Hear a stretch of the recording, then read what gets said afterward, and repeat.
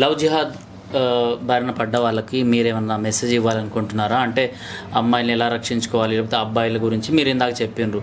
But specially ఎవరైతే ఈ radical mind సెట్ని మైండ్ లోపల నింపించుకొని వాళ్ళ తల్లిదండ్రులని దూషిస్తూ, దేవుళ్ళని దూషిస్తూ ఇలాంటివన్నీ జరుగుతున్నాయి కదా, వాళ్ళకి ఏమైనా చెప్పాలనుకుంటున్నా? ఫైనల్ వర్డ్స్ మీ నుంచి. నేను ఫస్ట్ అయితే మీలాంటి మీడియా వాళ్ళకు, అమ్మోక్ గారికి, మీకు ఒకటే చెప్తానండి. ఏంటిది అంటే గ్రౌండ్లో వర్క్ చేయాలి కానీ ఏంటిదంటే చిన్న చిన్న స్కూల్స్లో, కాలేజెస్ పిల్లల్ని ఏకత్రితంగా చేసి అసలు ప్రేమ అంటే ఏంటి చెప్పండి. లీవ్ అబౌట్ జిహాద్. అసలు ప్రేమ తెలిస్తే జిహాద్ అంటే ఏంటి వాళ్ళకి అర్థమైపోతుంది. Let us spread what is love, what is sacrifice, what is courage.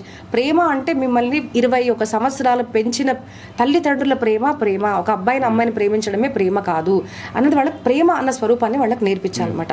So ఇలాగ యూత్లో చిన్నప్పటి నుంచి చిన్న పిల్లలకి, పెద్దవాళ్ళకు ప్రేమ అంటే ఏంటిది ఒకటి నిజం జరగాలి.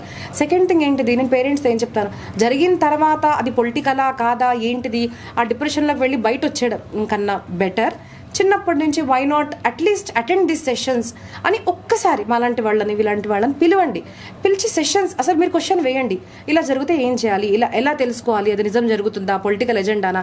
ఎస్, పొలిటికల్గా కూడా కొన్ని తప్పుడు స్ప్రెడ్ చేస్తూ ఉంటారు, కానీ లవ్ జిహాద్ కాదు.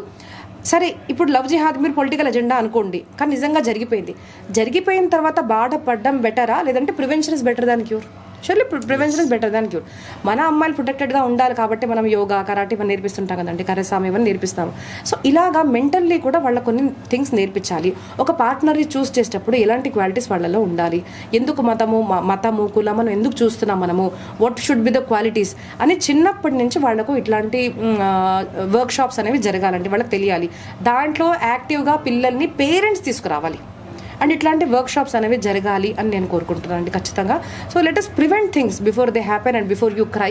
సో మనం ఇట్లాంటి వర్క్ షాప్ అట్లీస్ట్ అర్థం చేసుకుందాం, అవ్వకూడదు అని నేను ఆశిస్తున్నాను.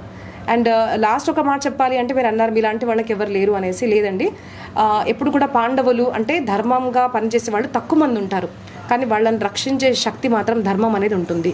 When we are following the right path, ధర్మో రక్షతి రక్షితః. మీరు చేసే మంచి కార్యము ఎవరు చూసినా గమనించుకున్నా కూడా ధర్మము అనేది మిమ్మల్ని ఖచ్చితంగా రక్షిస్తుంది అని నేను చెప్తున్నాను.